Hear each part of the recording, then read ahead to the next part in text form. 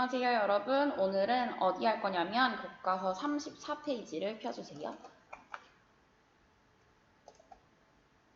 자, 교과서 34페이지에 쓰기와 읽기로 만나는 세상 후단원 두 번째 거 할 거예요. 우리 지난 시간까지 문학작품 최척전 열심히 배웠죠. 이제 쓰기와 읽기로 만나는 세상을 통해서 자, 쓰기란 무엇이고 읽기란 무엇이고 이런 것들로 세상을 어떻게 만나는지를 알게 될 겁니다. 자, 학습 목표부터 먼저 볼까요? 이쪽 왼쪽 하단에 있어요. 한번 크게 볼게요. 사회적 상호작용으로서의 쓰기와 읽기를 생각하며 다음의 목표로 학습해보자. 우리 다른 말은 다 알아. 그쵸?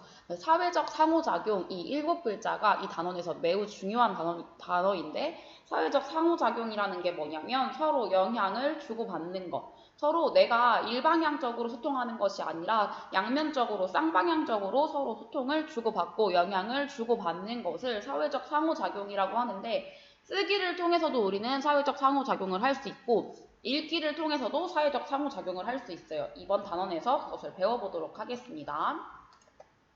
자, 옆에 페이지로 와볼게요. 알아두기 한번 읽고 작품으로 들어가 보도록 하겠습니다. 사회적 상호작용으로서의 쓰기.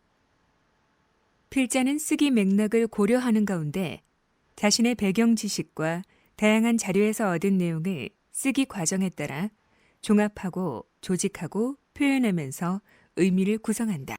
여기서 잠깐 밑줄 칠게요. 첫 줄에 쓰기 맥락을 고려하는 가운데 자신의 배경 지식, 내가 알고 있는 것과 다양한 자료에서 얻은 내용을 쓰기 과정에 따라 종합하고 조직하면서 표현하면서 의미를 구성한대요. 그 줄에 밑줄 치고 이것을 줄여서 뭐라고 얘기하냐면 필자의 의미 구성 과정이라고 합니다. 필기할게요. 필자의 의미 구성 과정. 이어서 계속 들어볼게요. 글을 쓰는 것은 독자를 향해 대화를 시도하는 사회적 행위라고 할 수 있다. 필자는 이 글을 어떤 독자가 읽을까? 어떻게 표현해야 독자가 내 글을 잘 이해할 수 있을까? 독자는 내가 쓴 글의 내용을 어떻게 생각할까 등과 같은 질문들을 던지고 그에 대한 답을 찾는 소통 과정을 통해 창조적으로 의미를 구성하여 글을 완성한다. 자, 필자가 사회적 상호작용으로서의 쓰기를 어떻게 하는지의 과정을 알려주고 있어요. 의미를 구성한 다음에 글을 쓰면서 다양한 질문들을 고려해서 글을 쓰는 거죠. 사회적 상호작용으로서의 읽기.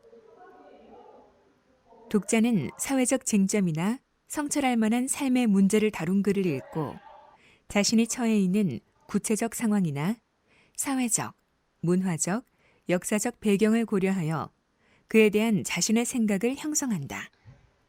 그리고 이를 다른 사람과 공유하고 나아가 여론을 형성하기도 한다. 즉, 독자는 읽기를 통해 사회에 참여하고 사회에 속한 다른 사람들과 서로 영향을 주고받는 것이다.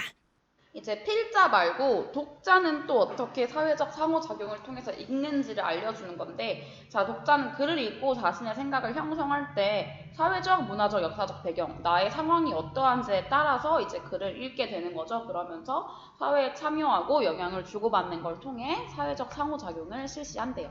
다음 페이지를 보면서 당신이 나무를 더 사랑하는 까닭이라는 작품을 같이 볼 거예요. 이것은 수필이에요. 수필인데 수필은 내가 쓰고 싶은 내용을 다양한 소재를 가지고 와서 내 자유롭게 쓰는 것을 수필이라고 하죠. 신영복 작가가 쓴 건데 작가는 연대랑 화합 그리고 자연과의 상생, 우리가 자연 친화적으로 살아야 한다라는 글을 담는 메시지를 주는 작품들을 많이 썼어요. 이 글 특히 얘기하면 그 옆에 작은 소제목이 나와 있죠. 소강리 소나무숲이라는 거. 그렇죠? 소강리 소나무숲에서 체험을 한 내용을 바탕으로 현대인의 삶에 대해서 성찰하고, 우리 성찰이 뭔지 첫 번째 시간 자화상 때 배웠어요. 자, 반성하고 깨닫는 것. 그것을 담아내고 있는데 이 글의 필자 신영복 작가는 독자인 당신이 나무를 더 사랑하는 까닭이라고 했으니까 우리가 읽는 사람이 당신이 되겠죠. 그 당신에게 보내는 편집글 형식을 써요. 우리가 편집글 형식을 통해서 얻는 효과가 무엇인지는 학습활동에서 정리하겠습니다. 편집글 형식을 취하면서 이러한 내용을 전달하면서 독자랑 소통하는 글쓰기를 보여주고 있어요. 이 작가가 좀 중요한 작품이기 때문에 한번 작가에 대해서 영상 한번 보도록 할게요. 자, 짧으니까 더 집중해 주시기 바랍니다.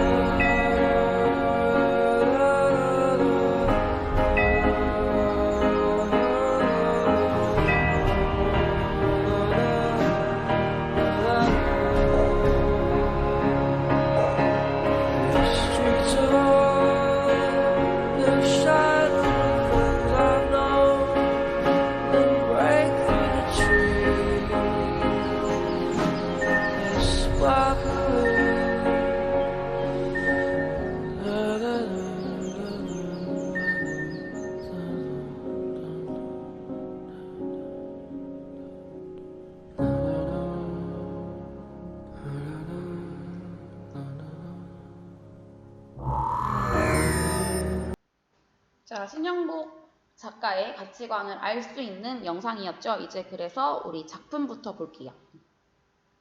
이 글은 수필이기 때문에 3단 구성으로 나뉘어요. 처음, 중간, 끝으로 나뉘고 필자와 당신의 관계가 매우 중요해요. 제목부터 당신이 나무를 더 사랑하는 까닭이라고 되어 있으니까. 그리고 소강리 소나무 숲이 굉장히 중요한 제재가 된다는 것도 알겠죠. 일단 그럼 우리 핵심 정리 먼저 적고 시작하도록 하겠습니다. 교과서 여백 36페이지 윗부분 혹은 37페이지 있는 부분에 포스트잇 붙여가지고 작성하시면 될 것 같아요.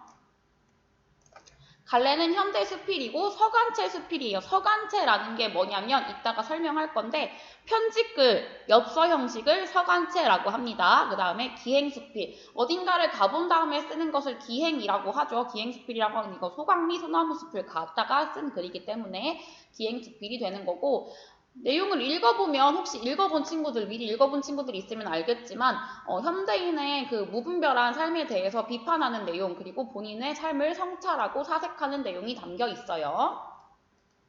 제재는 아까 얘기했듯이 소강리 소나무 숲의 소나무 그것을 보고 쓴 거고요. 그래서 주제 매우 중요해요. 별표 칠게요. 무차별적인 소비와 무한 경쟁의 논리가 지배하는 현대사회 그리고 현대인에 대한 비판 이것을 얘기하고 있고 또 하고 싶은 말 소나무처럼 살아가는 그 소나무가 어떤 것인지는 본문을 보면 알 수 있어요. 소나무처럼 살아가는 삶의 자세에 대한 필요성을 이야기하고 있는 작품입니다. 특징 4가지가 있어요. 당신에게 보내는 편집글 형식. 이거 아까 위에서 형식 적을 때, 갈래 적을 때 얘기했죠. 이걸 바로 서간체 형식, 서간체 수필이라고 얘기한다고 했어요. 같은 말이에요. 편집글 형식, 엽서 형식, 서간체 수필 같은 말이에요. 지금 와서 중요성 얘기하는 건데 국어는요. 여러 유의어들을 알고 있는 게 중요해요. 예를 들면 우리가 성찰이라고 했어. 그게 성찰이 깨달음을 주는 거잖아요. 이게 같은 말로 동의어로 쓰일 수 있고 비슷한 말로 쓰일 수 있다는 거. 그러니까 하나의 문장이 어떻게 바뀔 수 있는지 그것까지 다 알아주고 있는 게 중요합니다. 독자와의 상호작용하는 글쓰기를 보여주고 구체적인 본인의 체험을 바탕으로 확장해서 현대인의 삶으로까지 적용시키고 성찰과 비판적 인식을 보여주고 계시고요. 이기적이고 소비적이고 무분별한 인간과의 대조적인 존재로 우리가 본받아야 될 것에 소나무를 설정해서 교훈을 줍니다. 교과서에 실려있는 수필은 모든 내용을 다 쓸 수 있는 글이라고 했잖아요. 근데 교과서에 써있는 수필이 모든 낙서 같은 것까지 다 들어갈 수가 없잖아요. 그래서 교훈을 주는 내용이 들어가 있는 게 교과서에 있는 수필입니다. 자연에서 얻은 깨달음을 인간의 문제로 확장해서 적용하고 있다는 게 중요해요. 시간 조금 드릴 테니까 필기해볼게요.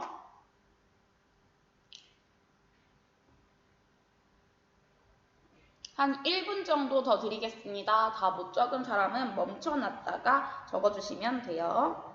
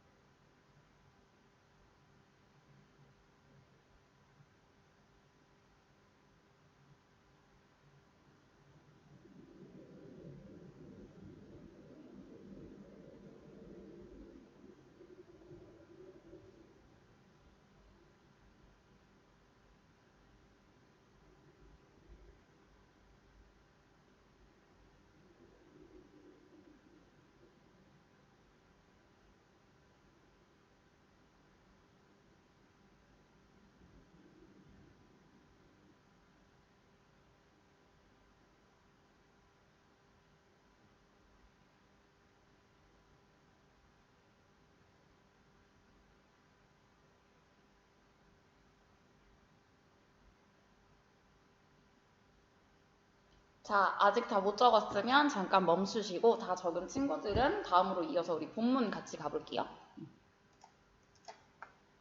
자, 오늘은부터 우리 작품 같이 할 건데 자, 수필이기 때문에 처음, 중간, 끝 3단 구성이라고 했죠. 그러면 오늘은 앞에 문단 나눌 때 뭐라고 적을 거냐면 처음이라고 적어봅시다. 필기를 하기 위해서 글씨 써있는 PPT 같이 다시 볼게요. 자, 이 부분부터 보도록 하겠습니다. 선생님 지금 살짝 감기 걸려가지고 목소리가 잠겼어요. 그래서 이해하고 들어주시면 고맙겠습니다. 다음에 빨리 감기 나와서 꾀꼬리 같은 목소리는 아니지만 좀 더 듣기 편한 목소리로 강의할게요. 보겠습니다. 제목에 당신이 나무를 더 사랑하는 까닭이라고 돼 있어. 이때 당신의 제목에 있는 당신에 한번 동그라미 쳐볼까요? 이 당신은요, 누굴까요? 일단 이거 편지글 형식이라고 했잖아요. 그럼 편지를 받는 사람, 엽서를 받는 사람일 수도 있고, 근데 이게 수필로 교과서에 실렸잖아요. 그럼 이때 이 당신은 편지를 받는 사람 말고도 또 이 글의 독자가 될 수 있겠죠. 우리 같은 독자. 그래서 이 글의 독자로 필자와 가까운 사이일 수도 있고 혹은 불특정 다수의 우리들일 수도 있어요. 그러니까 필자가 말을 건네고 싶어하는 현대 문명 속에 살아가는 모든 사람들일 수도 있는 거지. 그래서 편지를 받은 대상이자 글의 독자로 필자와 가까운 대상일 수도 있고 불특정 다수일 수도 있다는 것을 알아두면서 이 글을 읽어보도록 할게요. 첫 부분에 처음이라고 적고 오늘은 당신이 가르쳐준 태백산맥 속의 소광리 소나무 숲에서 엽서를 띄웁니다. 내가 지금 엽서를 쓰는 형식, 서간체 형식, 편지글 형식으로 글을 쓰겠다라는 얘기를 하고 있어요. 아침 햇살에 빛나는 소나무 숲에 들어서니 당신이 사람보다 나무를 더 사랑하는 까닭을 알 것 같습니다.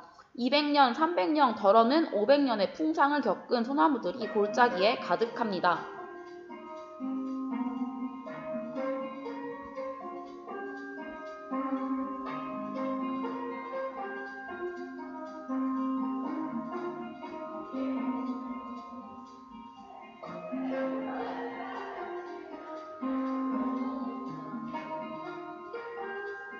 종소리가 매우 길거든요. 자, 풍상이라는 거 한자 나왔죠. 왼쪽 하단에 뜻 나와 있는데 간단히 생각해서 고난, 어려움이라고 생각하시면 돼요. 200년, 300년, 덜어는 500년 그 이상의 풍상, 고난을 겪은 소나무들이, 그러니까 뭔가 시련을 겪은 소나무들이 골짜기에 가득해요. 그 긴 세월을 온전히 바위 위에서 버티어온 것에 나는 차라리 나는 그것에서 경이를 느꼈대요. 다음 페이지에서. 왜냐면 왜 그걸 경이를 느꼈냐면 우리 경이 알죠? 지금 경이로운 소문 드라마 했었잖아. 그죠? 필자가 소강이 소나무들에게 경이로움을 느낀 이유는 그 긴 세월, 500년까지 오는 그 긴 세월들의 풍상을 겪었기 때문이겠죠. 온전히 바위 위에서 버티어온 것 때문에. 그것이 경이였습니다. 바쁘게 뛰어다니는 우리들과는 달리의 동그라미 한번 쳐볼까요? 우리 인간들과는 달리 오직 신발 한 켤레의 토지, 그 공간만 있으면 이렇게 우람하게 클 수 있다는 것이 충격이고 경이었대요.